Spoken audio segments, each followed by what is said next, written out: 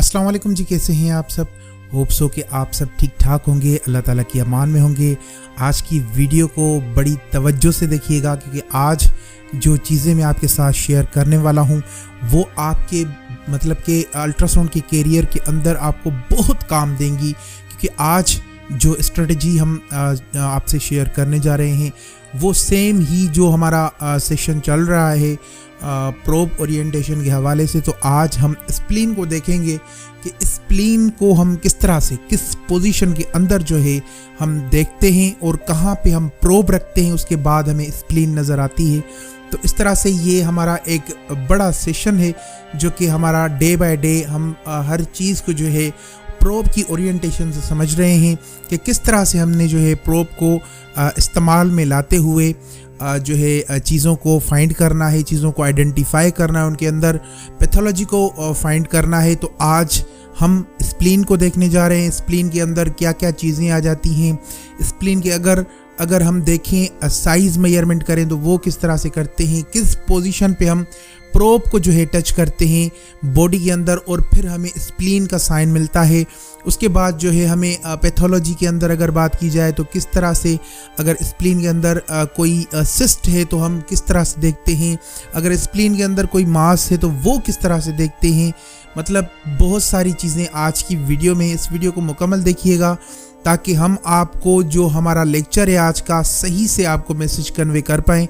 तो प्रोब को हम एक बात और भी आपसे करना चाहेंगे कि प्रोब को हम ट्रांसड्यूसर भी बोलते हैं, कहीं पे हम जो है ट्रांसड्यूसर बोलते हैं, कहीं पे प्रोब भी बोला जाता है, मुख्तलिफ लैंग्वेजेस के हिसाब से जो है। लेकिन हमारे यहाँ बहुत सारे लोग जो है प्रोब को प्रोब ही बोलते हैं, ठीक है। ट्रांसड्यूसर भी इसे कहा जाता है, आपको ये चीज़ें माइंड में है। अभी चलते हैं स्क्रीन के ऊपर चल के देखते हैं कि क्या हम स्प्लीन कहाँ पे प्रोब रखेंगे बॉडी के अंदर तो हमें स्प्लीन की जो है इमेज क्लियर निकल के आएगी। चलिए सबसे पहले स्क्रीन पे देखते हैं, आपको थोड़ी बहुत चीज़ें जो है समझाता हूँ, उसके बाद वापस आके कुछ ज़रूरी पॉइंट्स जो है आपके साथ शेयर करना चाहता हूँ जी। चलिए अब देखिए, हमने लेफ़्ट साइड पे जब प्रोब को इस पोजीशन में रखा, प्रोब का जो सेक्शन है वो ट्रांसफ़र हमने रखा है और जो स्प्लीन का साइन बन के आ रहा है वो आप देख सकते हैं।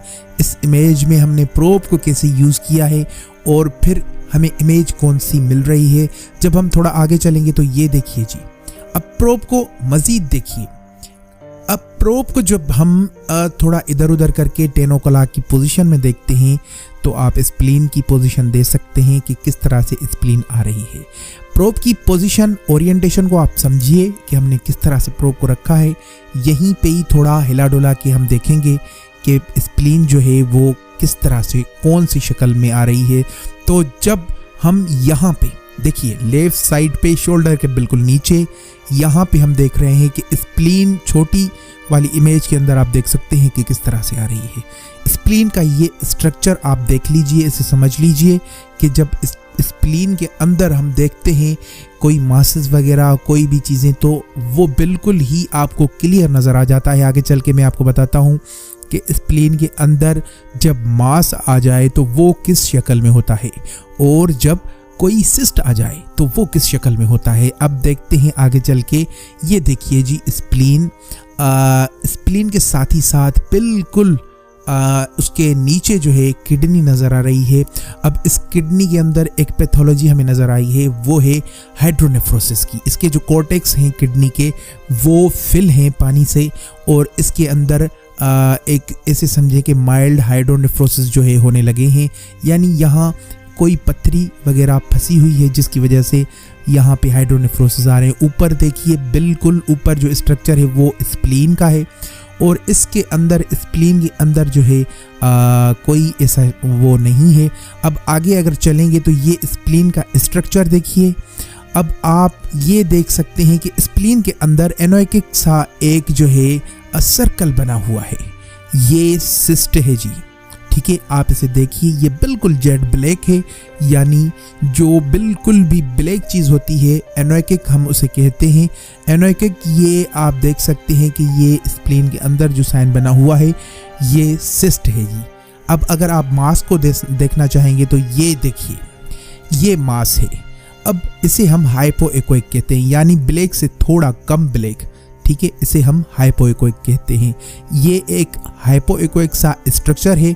यहाँ पे देखिए ये एरो बना हुआ है, ये टोटली इसके जो सामने जो सर्कल है ये टोटली जो है मास है, ये टोटली जो है इमेज है। आप देख सकते हैं इमेज क्लियर बनी हुई है, ये स्प्लीन है। अब अगर आपको समझ में नहीं आ रहा तो अब चलते हैं एक और इमेज की जानिब, जो कि लास्ट वाली इमेज है। इसमें आप देखिए स्प्लीन का एक सर्कल बना हुआ है और इसके अंदर मास जो है बन चुका है, यानी एक बड़ा मास इसके अंदर मौजूद है स्प्लीन के अंदर। अब इस पेशेंट को नींद भी सही से नहीं आ रही होगी, इस पेशेंट को जो है बहुत ज़्यादा जो है लेफ़्ट साइड में दर्द रहता होगा।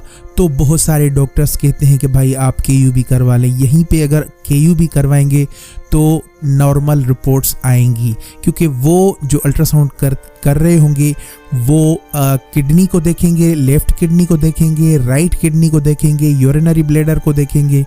इन दोनों चीज़ों को देख के यूरिनरी ब्लैडर जो है तीसरी चीज़, तो वो स्प्लीन के ऊपर फोकस नहीं करेंगे। इसीलिए होल एब्डोमेन का जो अल्ट्रासाउंड है वो बहुत ज़रूरी है, क्योंकि उसमें हमें टोटली चीज़ें जो है कवर हो जाती हैं। तो अभी इस पेशेंट को अगर तकलीफ़ हो जाए कि मुझे साइड में दर्द है, पेन है, तो उससे स्प्लीन के अंदर अगर मास होगा तो सही से जो है आइडेंटिफिकेशन नहीं हो पाएगी केयूबी अल्ट्रासाउंड से। इसीलिए होल एब्डोमेन का अल्ट्रासाउंड जो करवाएंगे उससे सही से पता चल जाएगा कि इसके अंदर मास है और वो मास इस स्ट्रक्चर का होता है। आप इसे देख लीजिए, नोट्स बनाएं और फिर जो है उसे दोबारा से पढ़ें ताकि आपको सही से समझ में आ जाए। ये जो है स्प्लीन का स्ट्रक्चर है जो कि आपने देख लिया, प्रोब कहाँ पे रखते हैं और स्प्लीन का जो स्ट्रक्चर है वो इस तरह से बन के आता है जी।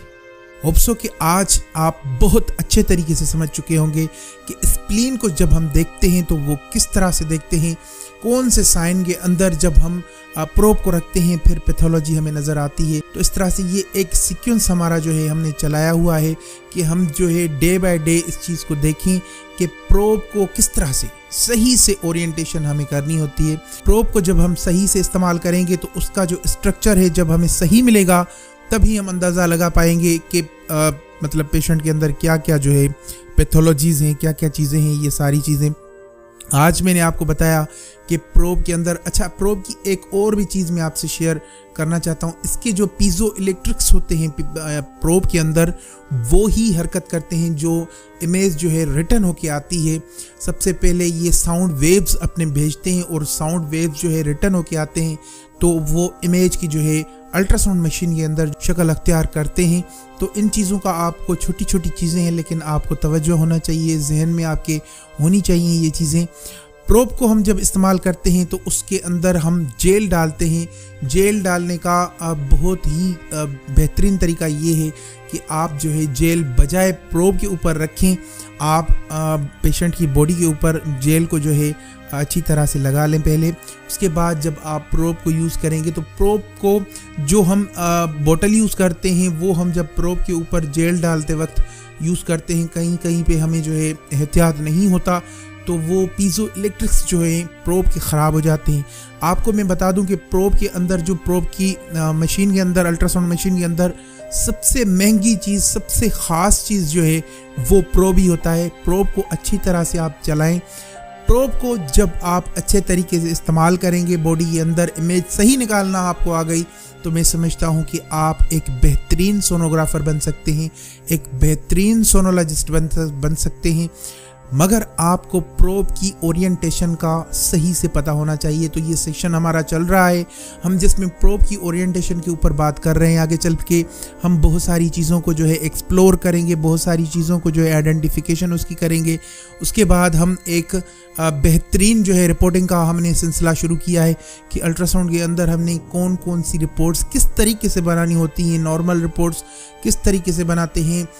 कोई पैथोलॉजी अगर आ जाए, कोई स्टोन किसी चीज़ में, कोई मासेस, कोई सिस्ट्स वगैरह आ जाएं, तो फिर हमें रिपोर्ट किस तरह से बनानी होती है। ये सेशन भी हम अभी चलाने वाले हैं। उसकी मैंने एक दो जो है पहले भी लेक्चर रिकॉर्ड किए हैं, वीडियोज़ अपलोड की हैं उनके लेक्चर्स की। तो ये आपको आपके जहन में रहे कि हम रिपोर्टिंग का सिलसिला वो भी साथ ही साथ इसके चलाएंगे। तो मैं समझता हूँ कि कल वाली जो वीडियो है वो हो सकता है कि पेनक्रियाज और गोल ब्लेडर के ऊपर आए कि उसकी जो पैथोलॉजी होती है वो किस तरह से हम बनाते हैं रिपोर्टिंग, और उसके अलावा जो हम नॉर्मल रिपोर्ट्स हैं वो किस तरह से बनाते हैं, ये सारी चीज़ें आने वाली रिपोर्ट्स, आने वाले वीडियोस के अंदर जो है हम शेयर करने वाले हैं आपसे। अगर आपको हमारी वीडियोस पसंद आ रही हैं तो इन वीडियोस को लाइक किया करें, इन वीडियोस को मुकम्मल देखा करें, इन वीडियोस को जो है सही से समझा करें, नोट्स बनाया करें। जब आप नोट्स बनाएंगे तो मैं समझता हूँ आप अच्छे तरीके से जो है चीज़ों को समझ पाएंगे। कभी कभी ये होता है इंसान के माइंड से जो है वो बातें निकल जाती हैं, तो जब आपके नोट्स बने होंगे तो आप सही से जो है उन चीज़ों को पढ़ सकेंगे, आइडेंटिफाई करेंगे। जो दो बार जो चीज़ें आप समझ लेते हैं फिर आपके जहन से कभी भी वो चीज़ें नहीं भूलती।